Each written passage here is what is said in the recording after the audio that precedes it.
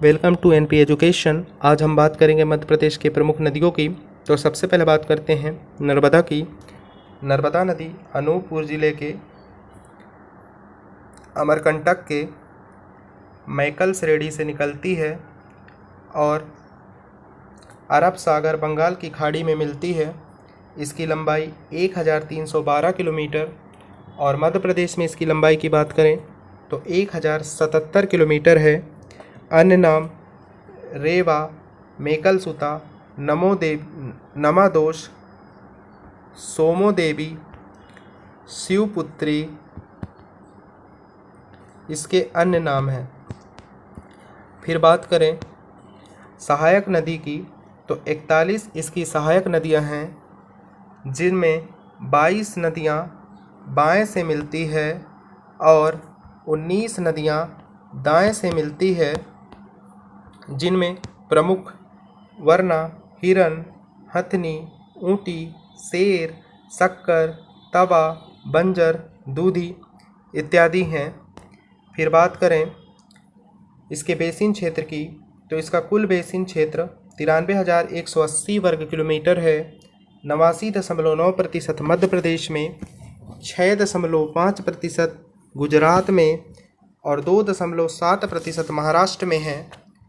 परियोजनाओं की बात करें तो इंदिरा सागर बांध परियोजना, पुनासा डैम, सरदार सरोवर बांध परियोजना और बरगी डैम नर्मदा नदी पर स्थित है। यह मध्य प्रदेश की प्रमुख बड़ी और लंबी नदी है। नर्मदा नदी भारत की 5वीं सबसे बड़ी नदी है।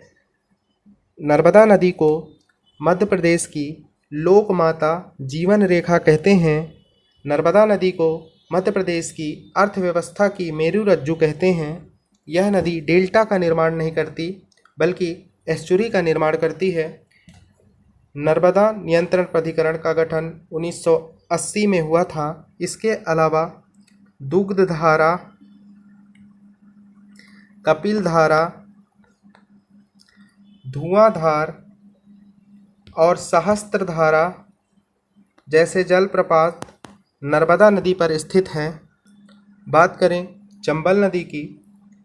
चंबल नदी का उद्गम इंदौर जिले के महू की जानापाव पहाड़ी के वांगचू बिंदु से हुआ है और यह इटावा के पास यमुना नदी में मिल जाती है। चंबल नदी की लंबाई 965 किलोमीटर है और इसके अन्य नाम धर्मावती, चरमावती, भूगर्भा इत्यादि हैं। सहायक नदी की बात करें तो चंबल नदी की सहायक नदी पार्वती, काली सिंध, सिंध, छिप्रा, कूनो, कुंद हैं। फिर बात करें परियोजनाओं की तो इसकी प्रमुख परियोजना गांधी सागर बांध, मंदसौर, यह मध्य प्रदेश की प्रथम जल विद्युत परियोजना थी। जवाहर सागर कोटा, राणा प्रताप सागर राजस्थान में है। यह नदी मध्य प्रदेश की सबसे उत्तरी सीमा का निर्धारण करती है। बात करें सोन नदी की तो सोन नदी अनूपपुर के अमरकंटक की पहाड़ियों से निकलती है और यह पटना जिले के पास दीनापुर बिहार में गंगा में मिल जाती है। लंबाई की बात करें तो सोन नदी की लंबाई 780 किलोमीटर है। अन्य नाम स्वर्ण नदी, हिरण्यबाहु इत्यादि हैं। और बात करें इसकी सहायक नदी की तो इसकी प्रमुख सहायक नदी जोहिला है। इसके अलावा गोपद, रिहंद इसकी सहायक नदियां हैं। परियोजनाओं की बात करें तो बाण सागर परियोजना शहडोल जिले में मध्य प्रदेश, बिहार और उत्तर प्रदेश की संयुक्त परियोजना है। बात करें ताप्ती नदी की। ताप्ती नदी का उद्गम स्थल बैतूल के मुल्ताई से है और यह अरब सागर में मिलती है। इसकी लंबाई 725 किलोमीटर है। इसके अन्य नाम सूर्यपुत्री है। सहायक नदी की बात करें तो पूर्णा इसकी सहायक नदी है। यह नदी भी नर्मदा के समान डेल्टा नहीं बनाती है, एस्चुरी का निर्माण करती है। सूरत शहर ताप्ती नदी के किनारे बसा हुआ है। ताप्ती नदी नर्मदा के समांतर पश्चिम की ओर बहती है। बात करें बेतवा नदी की। बेतवा नदी रायसेन के कुमरा गांव से निकलती है और यह हमीरपुर के निकट उत्तर प्रदेश में यमुना नदी से मिल जाती है। इसकी लंबाई 540 किलोमीटर है। इसकी सहायक नदी बीना और धशान है। बात करें परियोजनाओं की तो राजघाट परियोजना, हलाली परियोजना, सम्राट अशोक परियोजना। इसे मध्य प्रदेश की गंगा प्रदूषण की दृष्टि से भी कहा जाता है। बुंदेलखंड की जीवन रेखा के नाम से इस नदी को जाना जाता है। इसका पौराणिक नाम वेत्रवटी है। बात करें तवा नदी की। तवा नदी होशंगाबाद के पचमढ़ी के पास महादेव पर्वत से निकलती है और नर्मदा नदी में मिलती है। नर्मदा एवं तवा नदी के संगम पर मंदार जलप्रपात है। मध्य प्रदेश का सबसे बड़ा बांध तवा नदी पर ही बनाया गया है, जिसकी लंबाई 1312 मीटर नर्मदापुरम होशंगाबाद में है। सबसे लंबा सड़क पुल तवा नदी पर ही स्थित है। बात करें क्षिप्रा नदी की। क्षिप्रा नदी का उद्गम काकरीबर्डी पहाड़ी के बड़ेश्वर कुंड के समीप इंदौर में हुआ है और यह देवास के समीप चंबल नदी में मिल जाती है। इसकी लंबाई 195 किलोमीटर है। और बात करें सहायक नदी की तो खान इसकी सहायक नदी है। क्षिप्रा नदी को मालवा की गंगा कहते हैं। इसका प्राचीन नाम अवंती है। क्षिप्रा नदी के तट पर उज्जैन शहर बसा हुआ है। प्रत्येक 12 वर्षों में उज्जैन में कुंभ का आयोजन किया जाता है। बात करें माही नदी की तो माही नदी धार जिले में विंध्याचल पर्वत से निकलती है और यह खंभात की खाड़ी में मिलती है। यह खंभात की खाड़ी में मिलती है।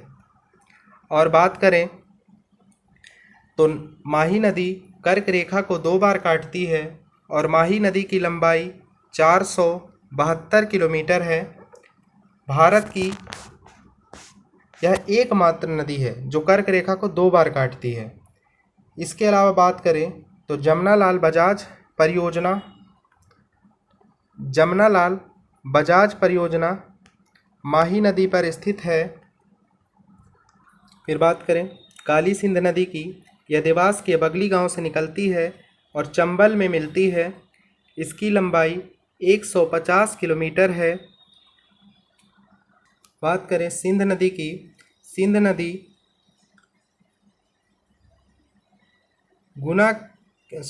विदिशा के सिरोंज तहसील से निकलती है और चंबल नदी में इटावा के समीप मिलती है। सिंध नदी गुना जिले को 2 बराबर भाग में बांटती है। पार्वती नदी की बात करें। पार्वती नदी आष्टा सीहोर से निकलती है और चंबल नदी में मिलती है। फिर बात करें टोंस नदी की। टोंस नदी सतना जिले के कैमूर की पहाड़ियों से निकलती है और गंगा में मिलती है। टोंस नदी की लंबाई 320 किलोमीटर है। बात करें वेनगंगा नदी की। वेनगंगा नदी सिवनी के पारसवाड़ा पठार से निकलती है और महाराष्ट्र में वर्धा नदी पर मिलती है। वर्धा तथा वेनगंगा का संगम प्राणहिता के नाम से जाना जाता है। वेनगंगा की लंबाई की बात करें तो इसकी लंबाई 570 किलोमीटर है। और भीमगढ़ बांध संजय सरोवर बांध एशिया का सबसे बड़ा मिट्टी का बांध सिवनी में वेनगंगा नदी पर स्थित है। बात करें केन नदी की। केन नदी का उद्गम कटनी से हुआ है। कटनी के कैमूर श्रेणी से हुआ है और यह यमुना नदी में मिलती है। बात करें लंबाई की 427 किलोमीटर केन नदी की लंबाई है। बात करें इसके उपनाम की तो केन नदी का उपनाम कर्णवती, शुक्तिमती इत्यादि है। अब बात करें इसके सहायक नदियों की तो सोनार,